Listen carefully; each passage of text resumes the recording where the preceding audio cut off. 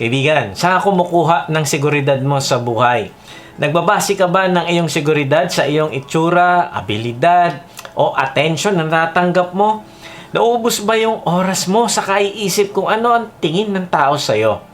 Narealize ko na ang lahat ng tao, kasama na ako dito, ay merong insecurity sa iba't ibang paraan. At magugulat ka kasi kahit ang mga taong akala mo na napakataas, matatalino, mayayaman, ay meron din palang insecurities. Halimbawa, si John Quincy Adams, siya ay galing sa maimpluwensyang pamilya. Siya ay diplomat, US Congressman, US Secretary of State, at hindi lang yon, siya pa ang 6th President of the United States.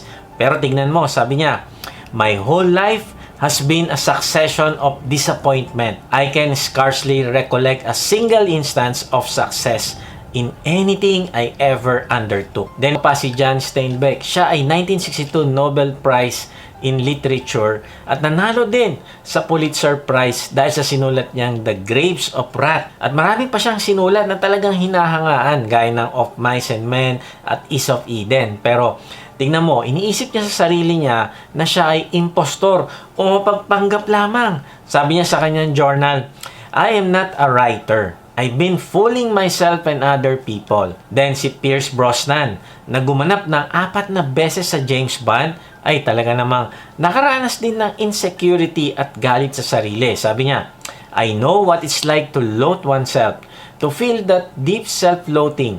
It's painful and ugly and unwanted. You think, am I equipped enough to deal with it all?" Grabe, nakaka-relate ka ba? Isa pa, si Sandra Bullock, isang sikat na artista at Oscar Award winner. Ay ito ang sabi niya, "I'm an optimistic, joyous person, but also afraid and insecure." Then si Selena Gomez, tingnan mo, sabi niya sa isang interview, "I feel really insecure sometimes. I go through weird ups and down." Tapos, si Will Smith, ito, kilalang kilala nyo ito, na naging sikat na rapper at sabi sa isang Newsweek magazine dati, na tinawag siyang the most powerful actor in Hollywood.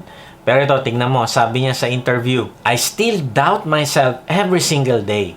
What people believe is my self-confidence is actually my reaction to fear." Kaibigan, ng insecurity ay hindi nangyayari sa iyo at sa akin lang, kung hindi sa ating lahat. Maaaring magkakaiba lang tayo ng paraan, pero pare-pares tayong may insecurity. Pero huwag kang mag-alala, kaibigan. Meron akong good news at bad news.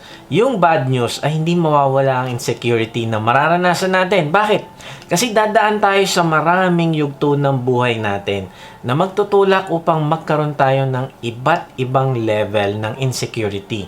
Mga yugto ng buhay na nagiging dahilan ng pagdududa at kawalan ng katiyakan sa hinaharap. Pero ito naman ang good news. Pwede nating matutunan kung paano pipigilan ng insecurities kapag dumaan ka na sa iba't ibang season ng buhay na ito.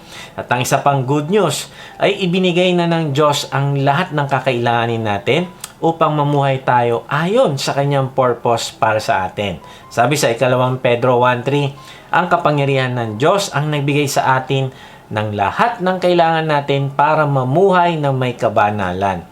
Ito'y sa pamamagitan ng pagkakakilala natin sa Kanya na tumawag sa atin. Tinawag niya tayo sa pamamagitan ng kapangyarihan niya at kabutihan.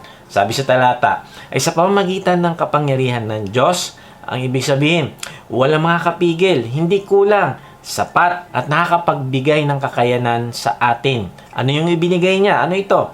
Ang sabi diyan, ibinigay sa atin ang lahat ng kailangan natin para makapamuhay tayo ng may kabanalan. Ang ibig sabihin ay makakaya mo sa tulong ng kapangyarihan ng Diyos na mapagtagumpayan ang mga self-doubts, insecurities o mga kasinungalingan ng dyablo na magdadala sa iyo sa kapahamakan at kasalanan.